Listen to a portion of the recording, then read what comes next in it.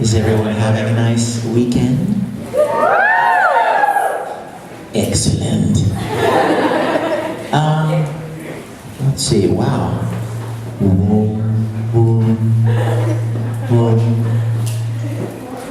Check. That's better. I'm so glad you guys are here. I think we're going to see if they can help darken it a little bit, because obviously we want you to be able to see the episode as much as possible. Please welcome my dear friend and Chief Engineer of the USS Enterprise, Mr. Chris Doohan.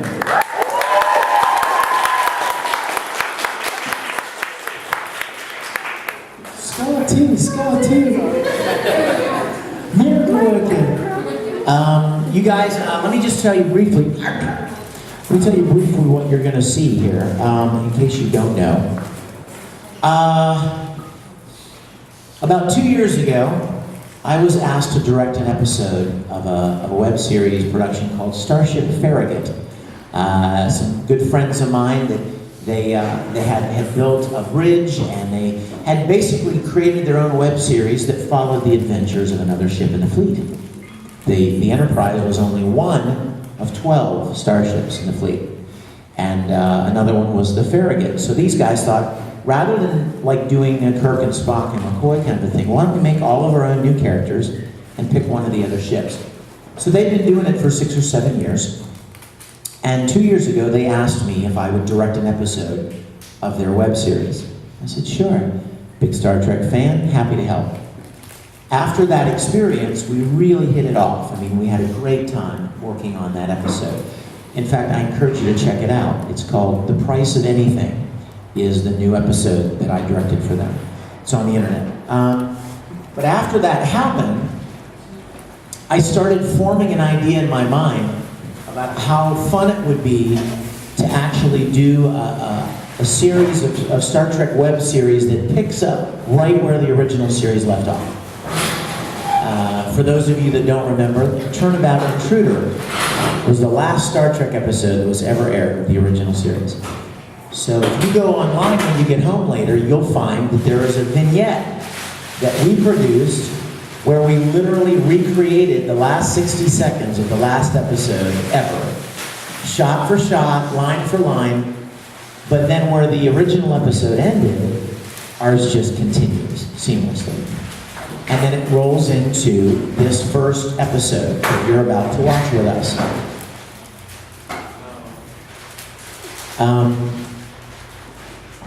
We formed a partnership with the Farragut guys, and then we spent tons of time, tons of money, tons of effort and work into acquiring a building in Jacksonville, Florida, about 9,000 square feet, and rebuilding the entire soundstage from the original series.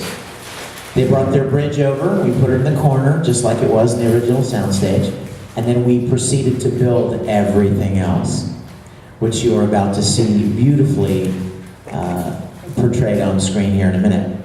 We shot our first full episode, Pilgrim of Eternity, in January of this year.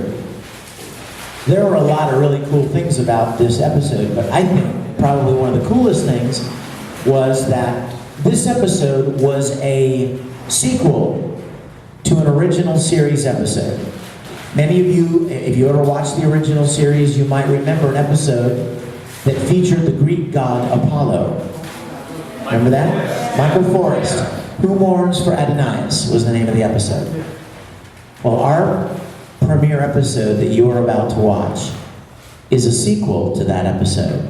And the coolest part is, Michael Forrest, who played Apollo 47 years ago, reprises his role as Apollo in this episode you're about to watch. And he's amazing. Yes, you're gonna love it. I still have goosebumps when I think about his performance.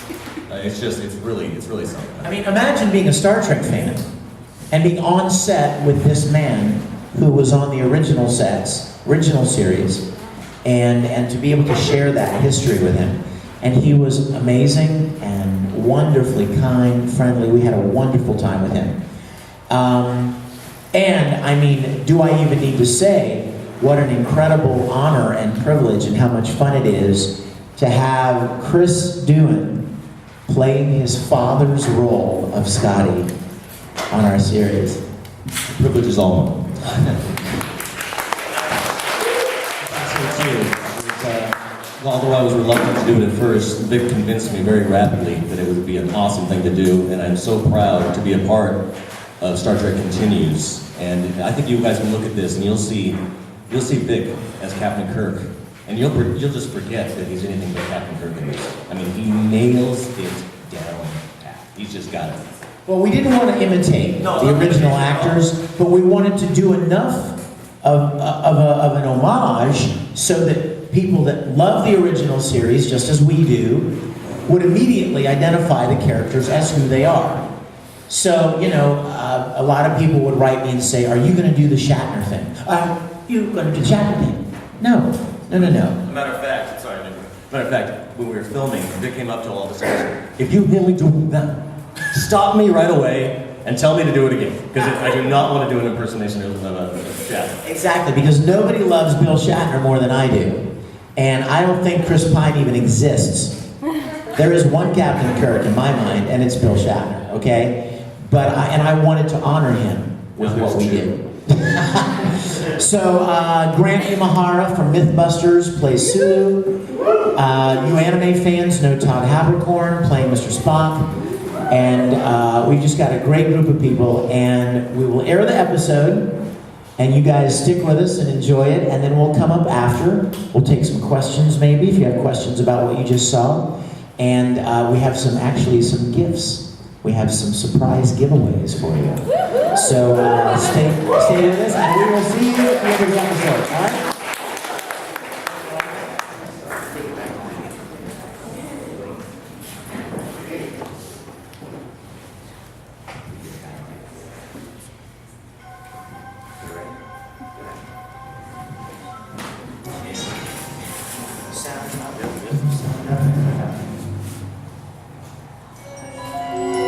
I'd like you to take a look at this gun. It's handcrafted to my specification. Balance is excellent. The trigger responds to a pressure of 1 ounce. I'm quite familiar with the piece. Perhaps we could talk about this? I rarely draw this. I need to use it. Care for a demonstration? Freeze program.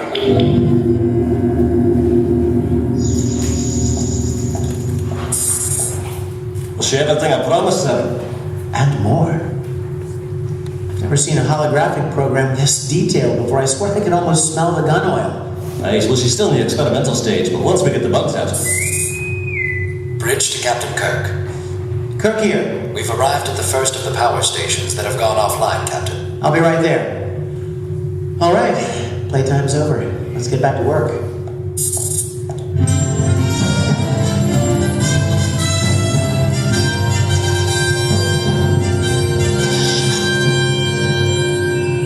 Report spot. Starfleet's communique was accurate. All 3 power stations in this system are completely drained. Any idea what caused it? Aye, likely the Klingons will refuse us again.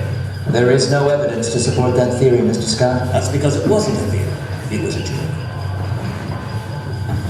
The power stations were anchored in this system with the purpose of providing energy and fuel for passing Federation ships. And what would cause a failure on that system? Unknown. If theft was intended, it would be far more efficient to steal the stations themselves as opposed to siphoning them one by one. Captain, I'm registering a minor drain on engine power. Scanning. Checking. Aye. Slight but noticeable. Any danger? Not yet, sir, but I don't like it. I can't even tell you what's causing it. All right. Spock, scan the station for any clues to the power levels. Captain, I'm reading something 320,000 kilometers off the starboard bow. Put it on screen.